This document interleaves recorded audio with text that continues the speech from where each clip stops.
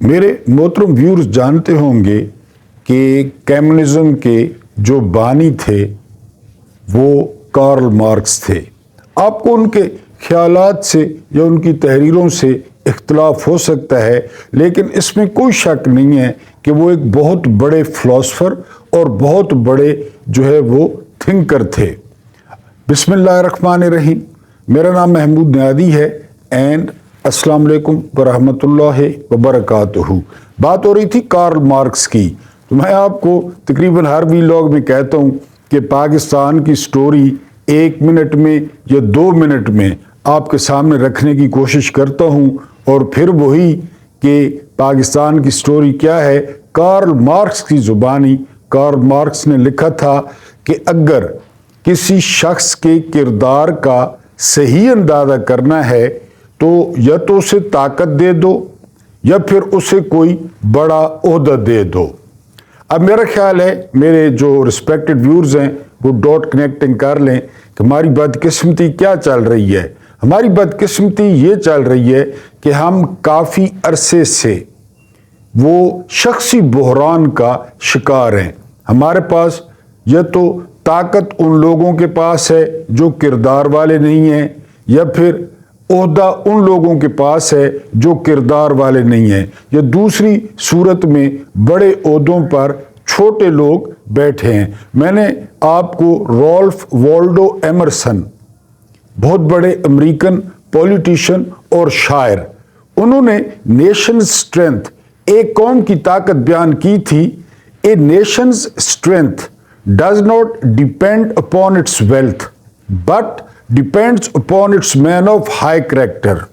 They stand fast to the last and dig the pillars of their nation very deep. ایک قوم کی طاقت وہ دولت نہیں ہوتی، عربوں کو دیکھ لیں۔ ایک قوم کی جو طاقت ہے وہ تیل نہیں ہوتا۔ ایک قوم کی طاقت وہ اعلیٰ کردار کے لوگ ہوتے ہیں۔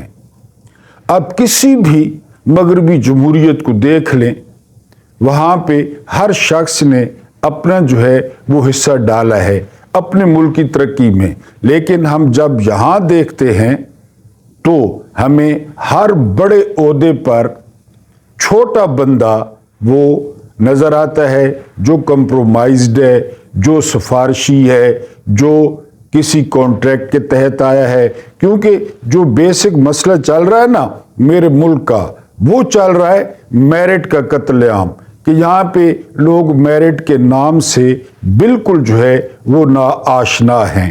تو آپ نے ڈاٹ کنیکٹنگ خود کر لینی ہے کہ یا تو اس کو طاقت دے دیں یا پھر اس کو عہدہ دے دیں۔ اور ایک بھی لاگ میں بتا چکا ہوں، بسمارک جو کہ جدید جرمنی کے بانی تھے، بسمارک کا کہنا تھا کہ طاقت دکھانے کے لیے ہوتی ہے، طاقت استعمال کرنے کے لیے نہیں ہوتی۔ اور یہ بات ولیم اول نے بسمارک کی نہیں مانی تھی، اور جنگ عظیم اول فرسٹ ورلڈ وار وہ چھڑ گئی تھی۔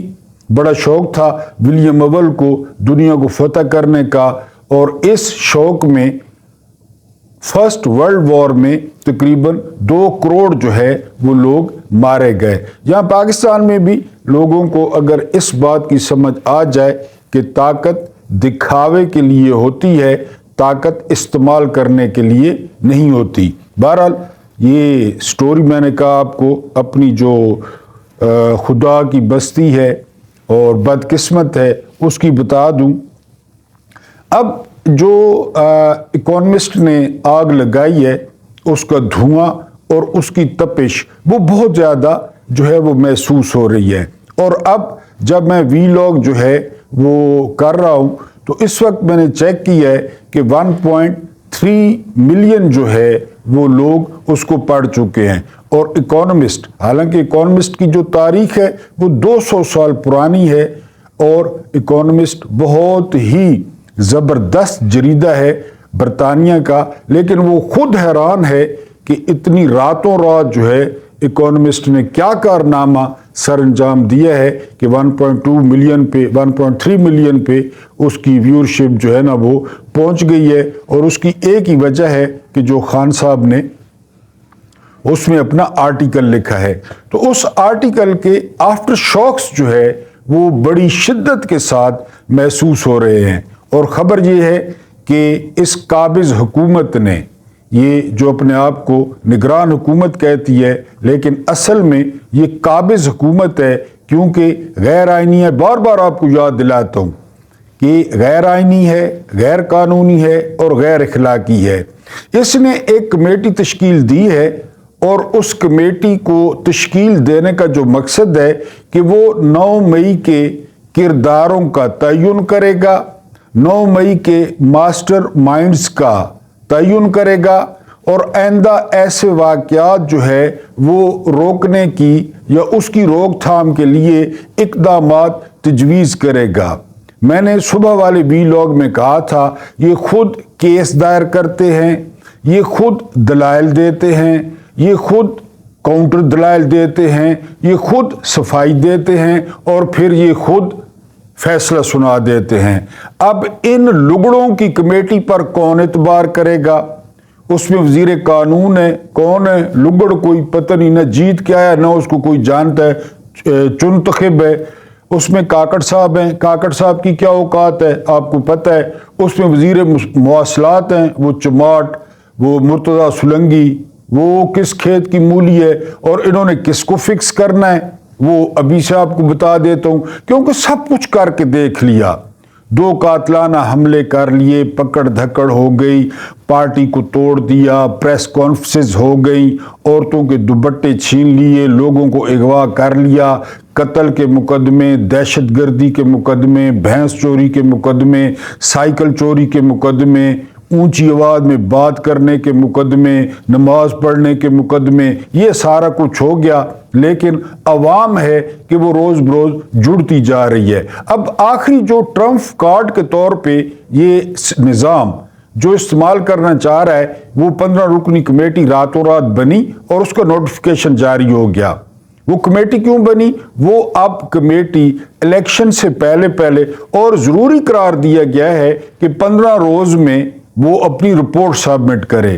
اب میرے جو معزز اور وائز ویورز ہیں وہ 15 دن کی ڈاٹ کنیکٹنگ کر لیں کہ 15 دن سے پہلے کیوں کہا گیا ہے کہ رپورٹ سبمٹ کرے۔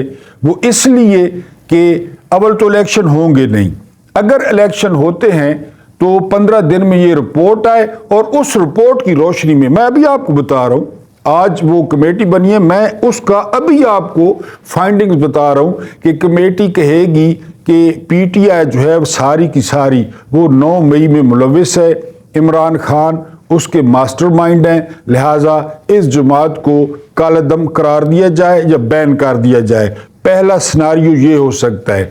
اب دوسرا سناریو سن لیں۔ دوسرا سناریو یہ ہو سکتا ہے کہ وہ جو چیدہ لوگ ہیں تحریک انصاف کے، مثلا عمران خان ہیں، شاہ محمود قریشی ہیں، یا چودھری پرویز الہی ہیں، یا اس طرح اسد قیصر ہیں، جو یعنی اب ٹاپ کی جو لیڈرشپ رہ گئی ہے، ان کو جو ہے یہ سنگل آؤٹ کر کے تو یہ ڈسکوالیفائی کر دیں، اس پہ ملوث کر دیں۔ تو یہ میں آپ کو پہلے بتا رہا ہوں کہ یہ اس آرٹیکل کے یہ آفٹر شاکس ہیں، کیونکہ پوری دنیا میں ان پر، اس سسٹم پر، اس الیکشن پر، اس الیکشن کمیشن پر اور اس الیکشن کی جو ہے ارینجمنٹس پر وہ تھو ہو رہی ہے۔ پہلے بہت کم لوگوں کو پتہ تھا، لیکن اب میں نے جس طرح کہا کہ اکانومسٹ میں چھپنے والے آرٹیکل پر وہ امریکہ کے دفتر خارجہ میں سوال ہوا ہے، یعنی ترجمان پہ سوال ہوا ہے۔ آپ اندازہ کریں، یعنی اس کی ہیٹ کا اندازہ کریں کہ امریکی دفتر خارجہ کے ترجمان سے وہاں پہ صحافی نے سوال پوچھ ڈالا ہے اس آرٹیکل کے بارے میں، اور یہاں پہ کیا رنڈی رونا ہو رہا ہے۔ عاصمہ شیرازی اور غریدہ فاروقی اور جو ہے نا وہ انصار، یہ باہر کیسے پہنچا، یہ لکھا کیسے گیا، ان عقل کے اندھوں کو یہ نہیں پتا کہ لوگوں نے جیل میں بیٹھ کے کتابیں لکھی. یہ تو ایک آرٹیکل تھا. میں آپ کو بھی مثال دیتا ہوں. جاوید ہاشمی نے جو اپنی کتاب لکھی ہاں میں باغی ہوں، وہ جیل میں لکھی تھی. تو یہ جو قیدی ہوتے ہیں، یہ آگے چل کے میں ذکر کروں گا، یہ کوئی وہ قیدی ہوتے ہیں جو مجرم ہوتے ہیں یا وہ جو ہے نا وہ کوئی چور ڈاکو ہوتے ہیں، تو سیاسی قیدی ہوتے ہیں جن کو سیاست کی وجہ سے جو ہے وہ بند کیا جاتا ہے. تو یہاں پہ یہ رنڈی رونا رویا جا رہا ہے کہ جی یہ باہر کس طرح گیا، یہ لکھا کس نے، یہ وہ سارا کچھ، لیکن اس کی ہیٹ جو ہے وہ ہر طرف محسوس کی جا رہی ہے. اس کے بعد اگلی خبر یہ ہے کہ جو قابض وزیر اطلاعات ہے مرتضیٰ سولنگی، یہ صاحب حکومت میں آنے سے پہلے بڑے اینٹی اسٹیبلشمنٹ تھے، بڑے انقلابی تھے، لیکن پھر آپ کو پتہ ہے یہ حلوہ مانڈا یہ بڑی بھیڑی شے ہے. جب نوکری کی آفر ہوئی تو انہوں نے بغیر سوچے سمجھے 1 درجن برش لیے، 1 درجن چیری بلاسم کی ڈبیاں لی اور وہ بوٹ چمکانے کے لیے پہنچ گئے. اب انہوں نے ٹویٹ کیا، بلکہ انہوں نے مراسلہ لکھ مارا اس کو اکانومسٹ کو، اور وہ سمجھے کہ شاید آگے سے سمر ٹی وی ہے یا آگے سے جیو ٹی وی ہے یا آگے سے دنیا ٹی وی ہے. اور مرتضیٰ سولنگی نے لکھا کہ جی یہ ایک گھوسٹ جو ہے وہ آرٹیکل ہے. آپ ایک جو ہے وہ قیدی کا، ایک مجرم کا آرٹیکل کس طرح جو ہے وہ چھاپ سکتے ہیں؟ تو بہت کرارا تھپڑ رسید کیا ہے اکانومسٹ نے، اور اکانومسٹ نے مرتضیٰ سولنگی کو جھوٹا قرار دیا ہے، اور اس کے علاوہ اپنی کمیونٹی ٹک بین بھی کر دیا ہے مرتضیٰ سولنگی کو. اور دوسرا انہوں نے کہا ہے کہ جو کنوکشن کا فیصلہ تھا وہ معطل ہو چکا ہے، اور ہم نے جو جیل میں قیدی ہیں ان پر آرٹیکل لکھنے میں اور آرٹیکل چھاپنے پہ کوئی پابندی نہیں ہے. تو اس طرح ایک انٹرنیشنل تھپڑ اس چماٹ کو پڑا ہے، کیونکہ میں نے بتایا نا انہوں نے سمجھا کہ یہ پاکستان ہے. Everything is fair in love war and Pakistan, یعنی آپ اس میں اضافہ کر لیں کہ پاکستان میں آپ کچھ بھی کریں، آپ یعنی سرکاری ملازم ہیں آپ حکومت پہ قبضہ کر لیں، آپ سرکاری ملازم ہیں آپ آدھی رات کو لوگوں کی دیواریں پھلانگ کے ان کے گھر چلے جائیں، آپ سرکاری ملازم ہیں آپ آدھی رات کو لوگوں کے معصوم بچوں کو اتنا ڈرائیں کہ وہ کومے میں چلے جائیں اور وہ مر جائیں. یہ پاکستان ہے، اور یہ اسلام کے نام پہ بنا ہے کہ جی یہ ہم نے اسلام کے نام پہ حاصل کیا ہے. وہ کون سے اسلام ہے؟ اس کی جب بھی تشریح معلوم ہوئی، مجھے پتہ چلا، تو میں سب سے پہلے آپ کو بتاؤں گا کہ کس اسلام کے نام پر یہ ملک بنا. تو شکار گاہ بنی. 1 سال اللہ کریم غری کے رحمت کرے، جناح صاحب کو شکر ہے جلدی جلدی چلے گئے، ورنہ ان کو دیکھ کر نہرو کی طرح زیادہ زندہ رہتے تو ان کی عادتیں دیکھ کر وہ تو پچھتاتے کہ میں یہ کیا کر بیٹھا ہوں، میں نے جو ہے نا وہ کن کے حوالے کر دیا ہے پاکستان کے معصوم لوگوں کو. تو مرتضیٰ سولنگی صاحب نے سمجھا کہ جو ہے نا وہاں بھی میری کھڑپینچی چلے گی، لیکن انہوں نے مرتضیٰ سولنگی کو، اس چماٹ کو وہ کرارا جواب دیا ہے کہ اس کو جو ہے وہ یاد رہے گا، اور انہوں نے اس کو جھوٹا شخص قرار دیا ہے، اور اپنی جو ہے نا ایک ان کی مخصوص ٹک ہوتی ہے وہ بھی لگا دیا مرتضیٰ سولنگی پہ کہ جی یہ آئندہ ہمارے ساتھ جو ہے کسی قسم کی خط و کتابت نہ کر سکے. یہ بات ہو گئی. اس کے بعد آخری جو ہے وہ بات پہ آتے ہیں، جس طرح میں نے کہا کہ مرتضیٰ سولنگی نے کہا کہ جی وہ جیل میں پڑا ہے، اور وہ جو ہے نا، تو میں تھوڑا سا ریکارڈ درست کر دوں کہ اس قسم کے جو عمران خان ہے نا، اس قسم کے جو قیدی ہوتے ہیں، وہ پہلی بات یہ کہ وہ سیاسی قیدی ہوتے ہیں، دوسری بات یہ کہ ایسے لوگ ضمیر کے قیدی ہوتے ہیں. یعنی یہ لوگ، ان کا نظریہ ٹھیک ہو، ان کا نظریہ غلط ہو، ان کے سیاسی فلسفے سے آپ کو اتفاق ہو یا نہ ہو، یہ لوگ اس پر ڈٹے رہتے ہیں اور پھر اس کی قیمت ادا کرتے ہیں. عمران خان دنیا میں پہلے بندے نہیں ہیں میں آپ کے سامنے ابھی 3-4 مثالیں رکھنے جا رہا ہوں کہ جو لوگ ضمیر کے قیدی تھے۔ سب سے پہلے بہت قابل احترام مرحوم سید علی گیلانی، جنہوں نے تہاڑ جیل میں 25 سال کاٹے۔ اب آپ سید علی گیلانی سے جتنا مرضی اختلاف کریں، لیکن ان کا ایک موقف تھا اور ہم اس موقف کا احترام کرتے ہیں۔ ہمیشہ پاکستان کا نعرہ لگایا، ہمیشہ کشمیر بنے گا پاکستان کا نعرہ لگایا۔ مقبوضہ کشمیر میں اگر کوئی واقعی لیڈر تھے، اگر کوئی واقعی شیر تھے، اگر واقعی جس نے کفر کی آنکھوں میں آنکھیں ڈال کر بات کی تو وہ سید علی گیلانی تھے۔ تو اب یہ مرتضیٰ سلنگی جیسے 2 ٹکے کے لوگ، یہ بھاڑے کے ٹٹو، یہ جو ہے نا وہ نوکریاں ڈھونڈنے والے، یہ سید علی گیلانی کی قید کے بارے میں کیا کہیں گے کہ سید علی گیلانی نے 25 سال ضائع کیے؟ خدا نہ خواستہ ان کا اجر ان کو اللہ پاک پورا دیں گے، اور وہ جو ہے نا اللہ پاک انصاف کریں گے ان کے ساتھ 100%۔ انہوں نے اپنی جو ہے نا وہ جوانی دے دی، انہوں نے اپنا بڑھاپا دے دیا کشمیر کاز کے لیے۔ نیلسن منڈیلا کے بارے میں مرتضیٰ سلنگی کا کیا خیال ہے؟ کیونکہ مرتضیٰ سلنگی جیسے قبیل کے لوگ یہ پھر ہر کسی کو نا وہ اپنے جیسا سمجھتے ہیں، پیٹ کا بندہ، پالشیا، تنخواہوں پہ کام کرنے والا، کمیشنوں پہ کام کرنے والا، کان بھرنے والا، شکایتیں لگانے والا، لوٹیاں لگانے والا، دلالی کرنے والا۔ تو مرتضیٰ سلنگی صاحب سارے قیدی اس طرح نہیں ہوتے، کوئی یوسف بھی ہوتے ہیں۔ خدا نخواستہ میں یوسف علیہ السلام سے کسی کو کمپیئر نہیں کر رہا، وہ پیغمبر تھے ظاہر ہے، لیکن وہ بھی جو ہے نا وہ الزویرہ میرا خیال ہے تھا، یعنی وہ جو قید خانہ تھا بڑا خوفناک، وہاں پہ ان کو بھی قید کیا گیا تھا۔ تو ان کے بارے میں آپ کا کیا خیال ہے؟ اور وہاں سے نکل کر وہ سیدھے عزیز مصر بنے تھے۔ اس کے بعد ہم نیلسن منڈیلا کی اگر بات کریں تو نیلسن منڈیلا نے اپنی زندگی جو ہے وہ جیل کو دے دی، لیکن افریقہ کو آزاد کرا لیا۔ آج کل کرکٹ ٹیم میں دیکھ لیں افریقہ کی کہ آپ کو کالوں کا غلبہ نظر آئے گا۔ یہ جوانی ہے نیلسن منڈیلا کی، یہ قربانی ہے نیلسن منڈیلا کی۔ تو دنیا بھری پڑی ہے جی جنہوں نے جیلیں برداشت کی، قید برداشت۔ آپ نے پہلے آپ کچھ نہیں کر سکے، اتنا کچھ کرنے کے بعد تو جیل بھی آپ کر کے دیکھ لیں، آپ 90 سال قید سنا دیں۔ پرابلم سزائیں نہیں ہیں، پرابلم پرچے نہیں ہیں، پرابلم لوگ ہیں۔ لوگوں کے دلوں سے نکالیں تو پھر آپ کو طاقتور مانیں، پھر آپ کو جو ہے نا وہ ہم مانیں کہ آپ بڑے طاقتور ہیں، آپ بڑے سیانے ہیں۔ ویسے آپ تھو کروانی ہے پاکستان میں، دنیا میں اپنی قبریں گمنام کروانی ہیں تو پھر ٹھیک ہے آپ کرتے رہیں۔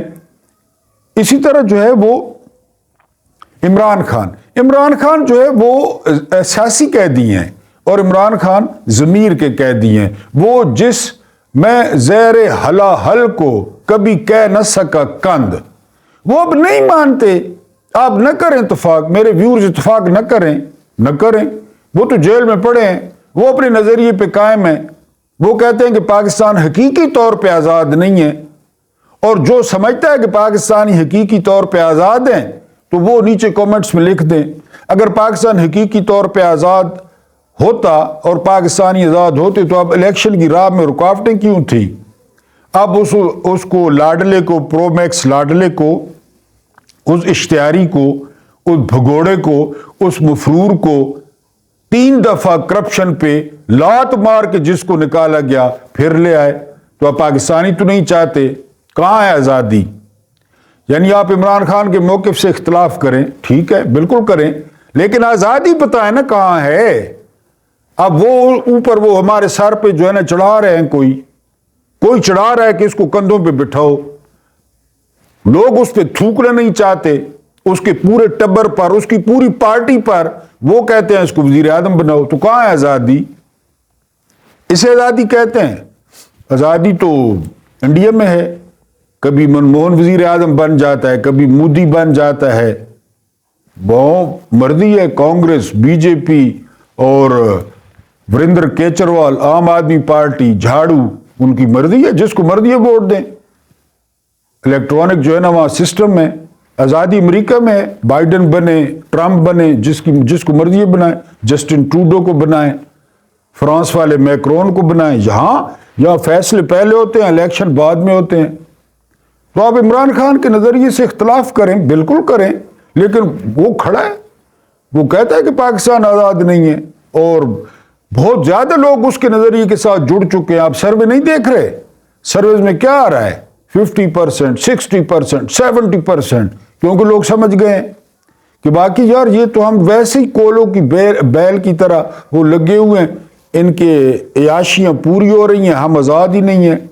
तो मुर्तज़ा सुलंगी साहब को बताना था कि बहुत सारे गैरतमंदों ने, बहुत सारे इज्जत वालों ने, बहुत सारे दस्तार वालों ने वो सजाएं काटी हैं। हर कोई आपकी तरह नहीं होता, या आपके मुरब्बी नवाज शरीफ की तरह नहीं होता कि बंटे बंटे जितने आंसू गिरा के, बहाने करके, कुत्ते का खून दिखा के, प्लेटलेट्स गिरा के, डीलें मार के, कभी सुरूर पैलेस, कभी लंदन, कभी जो है ना वो कहाँ भाग गया, निकल गया, फौरन निकल गया। हर कोई नवाज शरीफ की तरह नहीं होता। यानी मैं आपको तो मार्टिन लूथर किंग के बारे में क्या ख्याल है मेरे जो है ना वो व्यूअर्स, आज हमारी बॉटम लाइन यही थी, ज़मीर के कैदी मार्टिन लूथर किंग के बारे में आप पढ़ें कि कालों को कितने उसने हकूक दिलाए और कालों की पहचान अमेरिका में बहाल कराई। और मार्टिन लूथर किंग ने जो खतूत लिखे ना जेल से, कैद से, वो आप जो है ना लाइब्रेरियों में पढ़े हैं। मुर्तज़ा सुलंगी साहब, आप तत्ते तवे पे बैठे हैं, आसमा शिरादी भी तत्ते तवे पे बैठी है, और भी बहुत सारे लोग बैठे हैं, तो उनको बताना था मार्टिन लूथर किंग। इसके अलावा जो है ना बर्ट्रैंड रसल, आपने इन लोगों के नाम ही नहीं सुने होंगे, क्योंकि वो आप लोगों का इनसे क्या लेना देना, ये कोई खुशामदियों का टोला तो था नहीं। अब बर्ट्रैंड रसल का जो था कसूर क्या था? वो वर्ल्ड वॉर के खिलाफ थे, उनके अपने नजरियात थे, उनको कैद हुई, रसल को कैद हुई, बेशुमार खतूत और बेशुमार आर्टिकल उन्होंने लिखे। इसके अलावा मेरी नज़र कमज़ोर है, मैं पढ़ नहीं सकता। अकीनो जूनियर के बारे में कभी पढ़ें, फिलिपाइन में अकीनो, इसकी जो कोरेजोन अकीनो जो घर वाली थी वो बाद में फिलिपाइन की सदर भी बनी थी।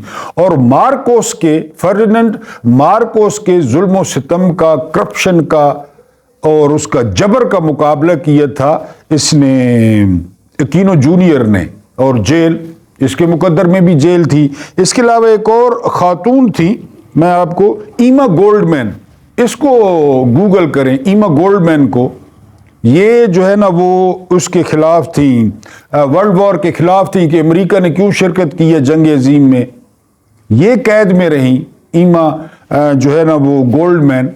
तो हर कोई मुर्तज़ा सुलंगी तो नहीं होता ना जी, हर कोई न काकड़ होता है, ना हर कोई जो है ना वो बुकटी होता है। वो कौन सा बुकटी था जो जरदारी की जो है ना वो मूछें इतनी बड़ी बड़ी रख के, सरफराज बुकटी। हर कोई तो आपकी तरह नहीं होता, ये ज़मीर के कैदी होते हैं जो अपने नज़रियात पर और जो अपने फलसफे पर कायम रहते हैं। लोग मुखालफत करें, लोग जेलों में डालें, जो करें। एक और नाम जो है वो मैं पढ़ नहीं पा रहा, वो इसका जो एक और थे, इमरान खान का जो है उसका कसूर है वो ये है कि वो कहते हैं उन्होंने एस्टेब्लिशमेंट से टक्कर ले ली है, और एस्टेब्लिशमेंट से उन्होंने कहा है, वो एस्टेब्लिशमेंट की बात नहीं मानते, और वो कहते हैं कि पाकिस्तानियों को आज़ाद होना चाहिए। तो मुर्तज़ा सुलंगी साहब को जो है वो, दो तीन और मैंने नाम लिखे थे, मुझसे पढ़े नहीं जा रहे, कि ये ज़मीर के कैदी होते हैं। ये कोई जो है ना वो चोरी के या डकैती, जो नवाज शरीफ को 5-0 से जजों ने सिसिलियन माफिया कहा, गॉड फादर कहा, झूठा कहा, खाइन कहा, बददियानत कहा, ये ऐसे लोग नहीं होते। ये सियासी कैदी होते हैं और ये ज़मीर के कैदी होते हैं। इनके इंटरव्यूज़ भी बैरूनी दुनिया में चलते हैं, वीडियो इंटरव्यू चलते हैं, इनके आर्टिकल्स भी छपते हैं, ये किताबें भी लिखते हैं। लेकिन फिर बदकिस्मती ये है कि अगर किसी के किरदार को जांचना हो अकॉर्डिंग टू कार्ल मार्क्स, या उसको ताकत दे दी जाए या उसे बड़ा ओहदा दे दिया जाए। मेरा ख्याल है मेरे मोहतरम व्यूअर्स डॉट कनेक्टिंग खुद कर लेंगे। ویڈیو اچھی لگی ہو تو ضرور لائک کریں. یہ آپ کا اپنا ڈیجیٹل پلیٹ فارم ہے. کوئی چیز اچھی نہ لگی ہو تو ضرور کومنٹس کریں, اور اس یوٹیوب فیملی کو بڑھانے میں اور پھیلانے میں اس ناچیز کو سبسکرائب کریں. اللہ پاک آپ لوگوں کو آسانیاں عطا فرمائے اور آسانیاں بانٹنے کی توفیق عطا فرمائے. اینڈ مجھے برداشت کرنے کا بہت بہت شکریہ.